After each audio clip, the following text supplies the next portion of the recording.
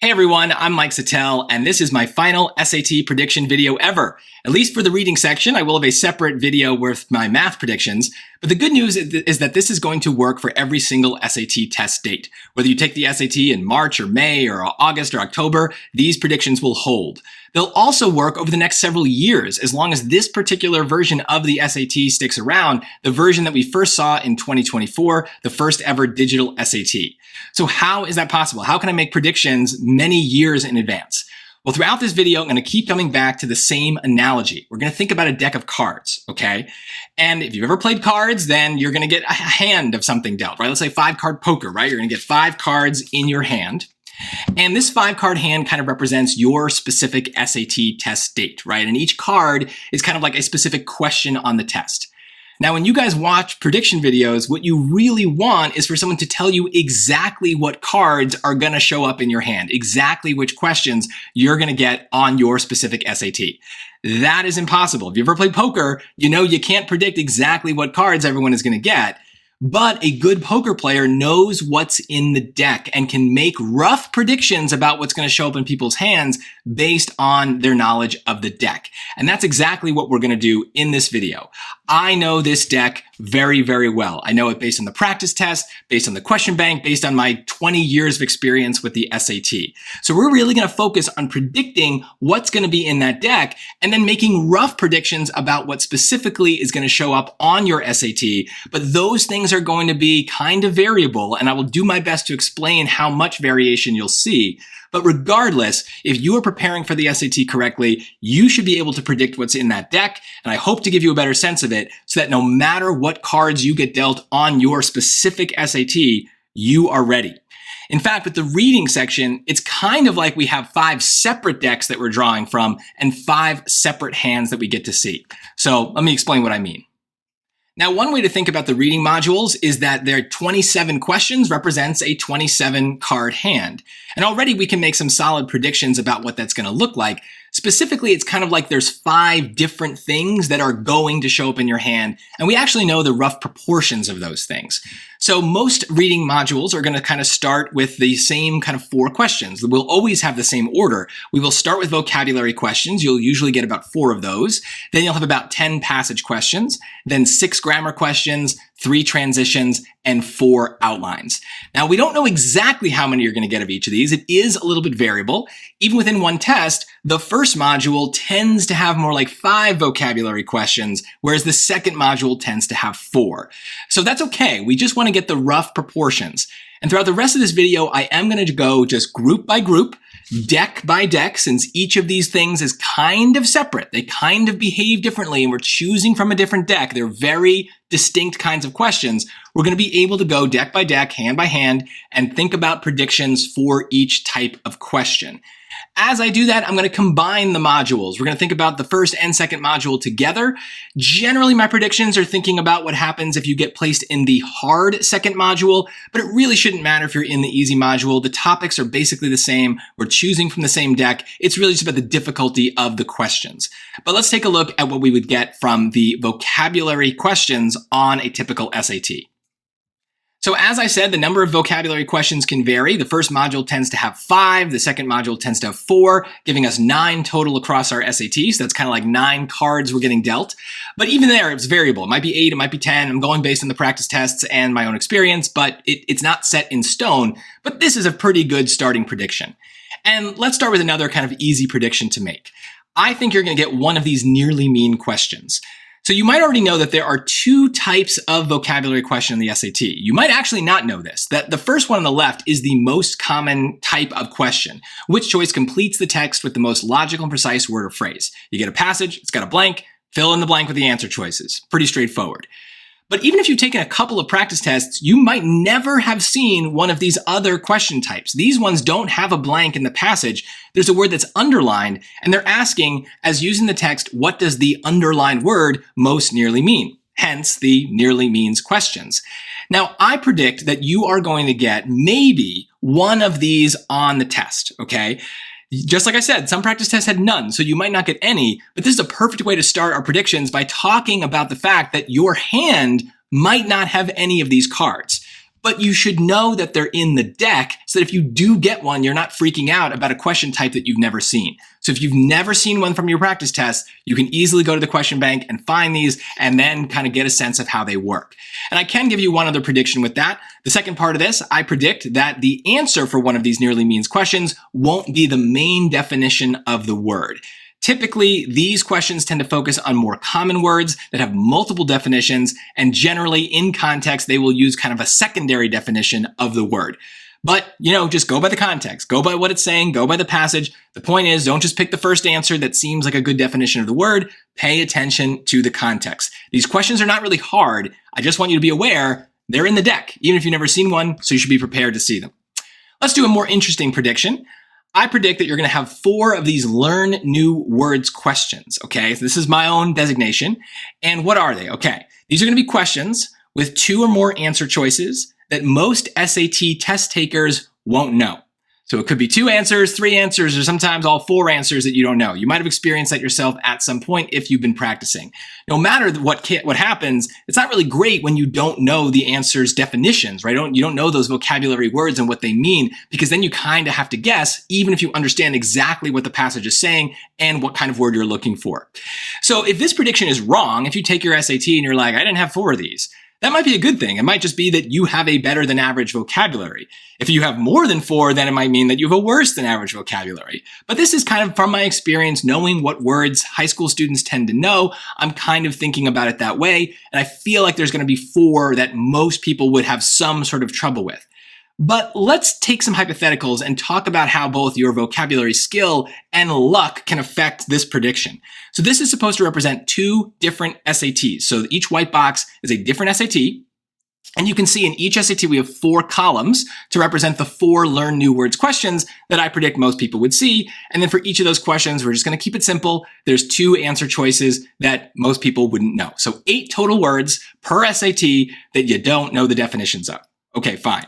Now, if you are taking the SAT and you have a better vocabulary than most people, then maybe instead of 8 unknown words, you only have 4 unknown words per SAT. Well, that's great. Now, if we look all the way on the left, it still means that each question is going to have 1 word you do not know the definition of. But that's not so bad, because then you've got 3 answer choices that you do know. So if one of those is right, then just pick it. But if all 3 are wrong and the only one left is the one you don't know, well, through process of elimination, that's the answer. So in this particular case, on the left, you wouldn't have to guess on any of those questions. You should definitively know the answer, which is really, really awesome. So to be clear, if there's only 1 word in a question you don't know, I wouldn't count it as a learn new words question, at least not for you. But again, let's say you're going into another test with the same exact level of vocabulary knowledge and the same thing happens. 8 words turns into 4, but with a different distribution. Here, we can see that we still would have to guess on 2 questions because there are 2 questions that we knew all the words, which was great. We don't have to guess on those, but there are still 2 questions where there's 2 unknown words, meaning we're probably gonna have to guess in the end. And that's frustrating because, again, those 2 tests represent the same person with the same better than average vocabulary knowledge, but there's a little bit of luck involved. We just don't know what words we're gonna get, and we don't know the distribution of those words across the questions that we're gonna see. So the best way to be prepared here is to know more words, learn new words. That's why they're called that. Unfortunately, if we think about vocabulary SAT words as a kind of like deck of cards, it's way more than 52 cards. There's hundreds of cards. If you've ever bought a set of vocabulary flashcards for the SAT, there's hundreds of cards in those flashcard decks. And that's because there's a lot of words that could show up on the SAT that many people would not know. So only a dozen or so are going to show up on your particular SAT. And that's why for most people, studying vocabulary is not that big of a deal because it's just not that many questions that it applies to, but it is a lot of cards that you've got to study. So for many people, we're going to see there's other predictions I'll make later where your time is better spent, especially if you don't have a lot of time to study, that you can make better predictions and learn more stuff that is going to have a better impact on your score. But if you are looking for a top score, at the end of the day, you got to get a big deck of flashcards or use a digital version, and you got to study a lot of words to reduce the chance that this happens. We end up having to guess on questions. Let's talk about one more type of vocabulary question. Maybe these are a little bit nicer for you because they are a little bit more predictable. These are ones that I call twisted relationships questions. So let me give you kind of a trivial example. This is not meant to be an actual question, but it helps me make my point. So let's just look at this sentence here, these sentences. It's very cloudy. Rain is not unlikely today. Well, I get what that means, but it's kind of a little weird how that's worded, right? It's saying it's cloudy, it's saying it's probably going to rain, but it's doing it in a weird way, especially when I contrast it with the much more normal way of saying that it's very cloudy, rain is likely today. So this white one kind of represents the white boxes here on the top and also a lot of the learn new words questions. In fact, most vocabulary questions in the SAT are more like this, where the passage is easy to understand.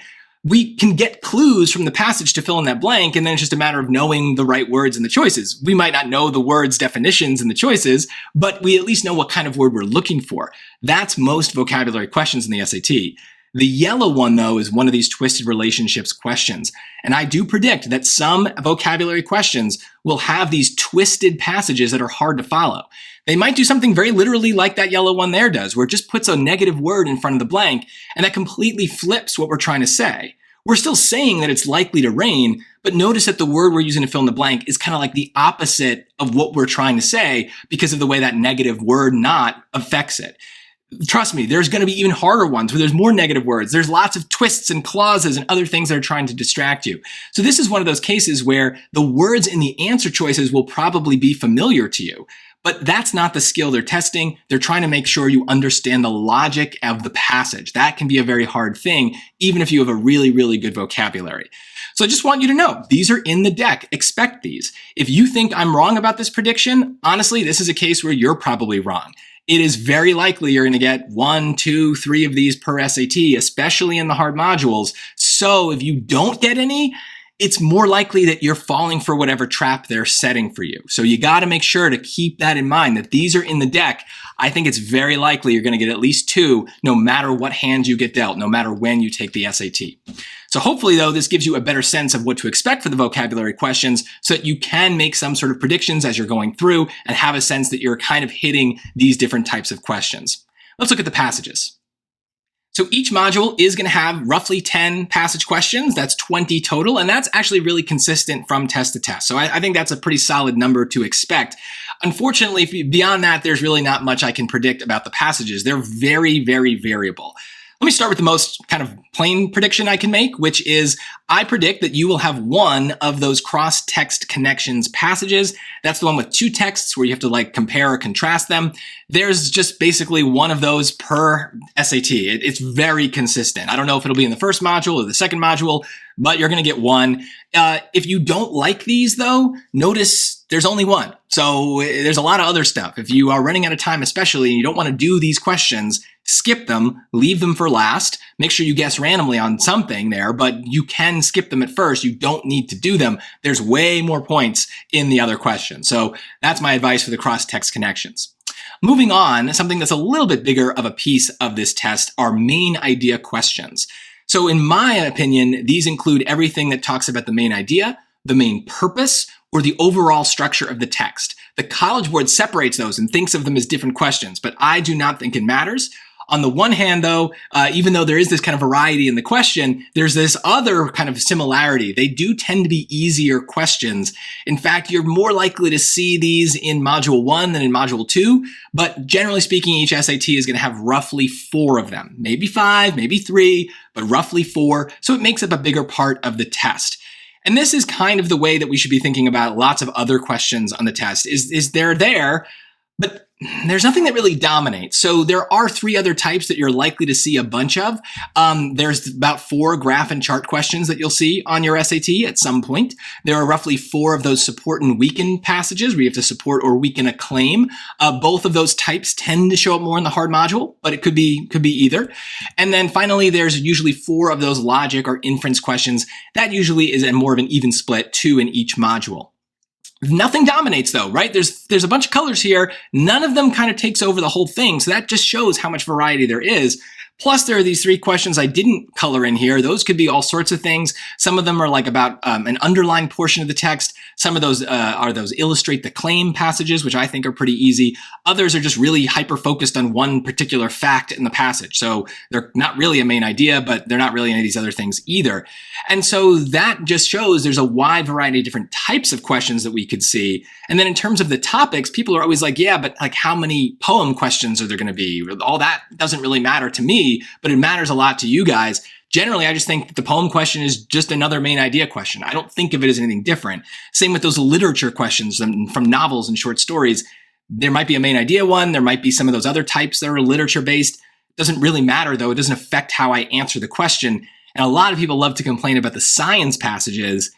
Well, that's kind of everything else. Almost everything is science. So it's either like a science experiment that they're talking about, or a science topic like biology or physics, or maybe a social science topic like economics or philosophy.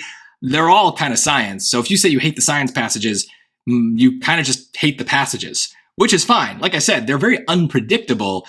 But even in the hard module, not all the passages are going to be hard. And so sometimes it's in your interest to figure out which ones are hard so you can prioritize. I predict, based on experience, that the harder questions will have longer answer choices. So if you are running out of time in that hard module and you're looking for stuff to do fast, find things with shorter answer choices. They're generally going to be easier, not always, but it's a decent prediction of just the way that things kind of work out. Let me make one other prediction about the passages before we move on. I predict that there will be multiple questions where the wrong answer is wrong because of just one word. There's a lot of stuff like that in the deck of passage cards, okay? You're gonna get this. And this really speaks to how we want to approach the passage generally. And even though I can't make specific predictions about the topics you'll see or the style of the passage or what answers are gonna be right and wrong, I can just make general predictions that the strategies that we use for these questions are gonna be really important so that we're able to be flexible no matter what cards we get dealt in our hand. And the most important strategy, I think, is to not worry so much about the passage. I know that seems counterintuitive, but a lot of people really worry and they say, oh, I can't understand the passages. In my opinion, what's really going on is you can't understand the choices. You're missing the one word in the answer choice that makes it wrong. So the reason you're getting a lot of these questions wrong is not that you misunderstood what the passage is saying, you misunderstood what the choices are saying. So if you want more strategies about the passages, definitely check out my channel. I have some really good things about dumb summaries, strong words, trap answer categories that tend to come up. So there are patterns that we can use to make these passage questions more predictable, but there are limits. There's going to be a lot of variety here, and that is what makes the passages kind of hard. Let's move on to the grammar questions, where I actually think things are very predictable. You're roughly going to get about 12 grammar questions per SAT. Again, could be 13, could be 11, could switch. But in terms of topics, I have a really good sense of what we're going to get. It's going to look a lot like this. Most of the questions, most of the cards you get dealt are going to be punctuation questions. Some are going to be about verb rules, and then there's some rules that are kind of other that don't really fit a nice category. But I can get even more specific with this prediction. I think your SAT is going to look a lot like this. And the way I know that is grammar is the most predictable part of the SAT by far. Basically, you got to think of it like this. Grammar is a limited menu, right? So we've got a metaphor of the deck of cards. There's very few things in the deck. But also think of it like a menu at a restaurant. You can't order off the menu. If something is not on the menu, you can't order it at the restaurant. The grammar rules in the SAT are a lot like that. We know what's in the deck. We know that anything that's not on this list, basically, is not part of a question. So if you find yourself answering a grammar question using some rule besides these 15, you're probably thinking about it wrong. And these rules line up with what I've got up here. The biggest part of the section is going to be rules involving sentence structure. Those are ones where we need to understand punctuation, like periods, semicolons, colons, dashes, conjunctions, and commas. Then we have some other punctuation ideas like apostrophes, appositives, and question marks. They're less to do with the overall structure of the sentence and more just kind of their own little thing. Just like modifiers and pronouns, those are rules that don't come up very often. You're maybe only going to get one or two of those per test. And they don't really fit into these other two categories, but they do have their own kind of predictable style, and you can get good at knowing when those questions are coming up and how to solve them. The connector placement rule is kind of a punctuation rule, but it's got also its own little world, its own little set of rules. And then you've got 3 different verb tense rules, and these are very important to be able to distinguish because they behave very differently, even though at first they might look all the same. So that is all I will say for now, but it's basically with grammar, this is like the thing to do if you've only got a couple of hours or days before your SAT. Study the grammar questions. Go to my channel, look at my grammar playlist. I have basically lessons on each of these individual rules. And within each rule, there are other predictions I can make about specifically how they're going to test it and what kinds of answers tend to be right and wrong and how they set traps. For example, the verb agreement rule has a very reliable, predictable 3 versus 1 strategy we can use. For modifier questions, I know that apostrophes are one of the ways that they tend to mess with us to make the modifier harder to spot. So these things I'm not going to go into detail with here. That is up to you. But if you are struggling with the reading section, start with the grammar. That's why when I actually take the test, I start with the grammar questions. I skip all the passages and vocab and start with the grammar questions because I know how predictable these are. I know I'm not going to get any of these wrong, and I'm not going to have any doubt about them because I know exactly what's in the deck and I am ready no matter what cards I get dealt. Similar to the grammar, the transitions are also remarkably predictable. The only thing that's unpredictable about them is how many you're going to get. I have it as on average, you'll get 6 per SAT, but this varies quite a bit. Some SATs are going to have like 4 only, some are going to have 8. So it is really variable, but what isn't variable is what those questions are going to contain. You can see there's a big prediction here. The 4 main categories are 4 kind of definitions that most transition words are going to fall into. So I predict that most transition words in the choices will mean something like and, but, so, or for example. Those are the 4 main categories. So I also predict that most questions, most of the transition questions, 5 out of 6, let's say, will have either the correct answer be something that means one of these categories, or there will be 2 wrong answers from the same category. And if you watch my lesson on the transition questions, you know that that's really good for us. If we have words like therefore and thus that both mean so, we know they're both wrong because they can't both be right. They mean the exact same thing. So that strategy, thinking about those main categories, is really, really useful for making these questions more predictable.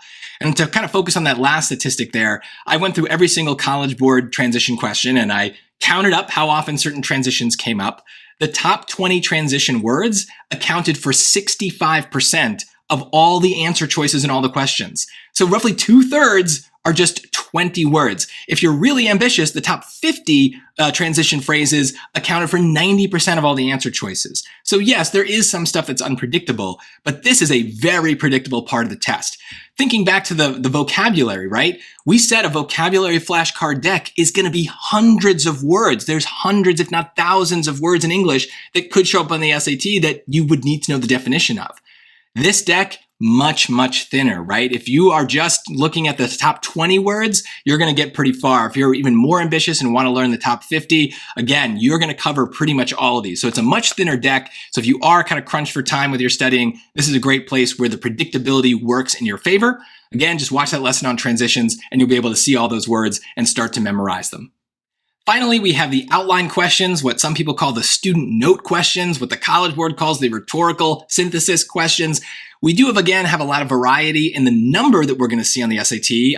On average, it's about 7, but it could be more, it could be less. It really is something that fluctuates quite a bit from test to test. But kind of like the transitions, there's not very much fluctuation between the strategies, okay? This is really it for the outline questions, okay? There's really just one where we have to worry about something being a little bit different. So here's the prediction. I predict you can usually skip the bullets or notes, the outline. You can usually skip reading it. But I predict once or twice per test, you must read those bullet points. There will be a very tempting trap answer that accomplishes the goal of the question, but is factually wrong according to the student notes. This bothers a lot of people, especially because that use the bullets question could be anywhere, in either module at any point. Now, it really kind of comes down to this, that most people are like, well, what do I do with this? Do I read the bullet points or not, right? If I need them for this one question, should I be reading them or not? Well, if you never read the bullets, then you'll probably get 6 out of the 7 questions right, which is pretty darn good. That's a high percentage. So I would say if you're looking for a definitive strategy, yeah, never read the bullets, you'll do fine. But if you're really looking to get that last question, you might think, okay, well then I always need to read the bullets because basically I'm gonna get that one random one where I need it. But also think about it, you're wasting a lot of time reading the bullets for the other 6 where you don't need it. So that's not really a great strategy either. In fact, in many cases in the SAT, strategies that involve words like always and never aren't really going to help us all the way. We need stuff that's more flexible. So here's what I do. I don't read the bullets at first, but I'm aware that this particular type of question is in the deck, and it's likely I'm going to get dealt one of them at some point. So I'm prepared for the times where I do get multiple answers that seem to work, and then I'm prepared to go back to the bullet points and read them in those specific cases. And honestly, the outline questions are a microcosm of the entire SAT, including the math section, okay? We need strategies that cover the predictable stuff, that work most of the time because most of the test is predictable. But we also need strategies that build in steps that let us be flexible for those unpredictable things, because in order to achieve a top score, you will have to be able to master some of these less predictable aspects of the tests. And so in general, what we want is we want to know this deck so well that we are prepared no matter what cards we get dealt. I hope that this video gave you a better sense of what's in the deck and so what you can expect on your particular SAT, but there's definitely still more work that needs to be done. And you can do that by subscribing to my channel, okay? Like I said, there are even more predictions that I make, more specific predictions about things like the grammar and the transitions in those lessons. So find those on my channel. I will put links in the description. And those are a top priority if you are watching this video and you've procrastinated on studying and just need to get some stuff done really, really fast. If you have more time, definitely subscribe to my channel, follow the study plan that's in the description, learn the strategies that are going to help on things like the passages that are less predictable, and also, very important, use my videos to review the Bluebook practice tests. I will always tell you when they're doing something that's predictable that you need to know for next time versus something that's a little weirder that just kind of comes up once in a while. So I'll give you a better sense of the deck and your hand as you go over the test. Once again, I am Mike Settele. Best of luck on your SAT. And remember, when it comes to your scores, don't settle for less, Settele for more. Thanks for watching.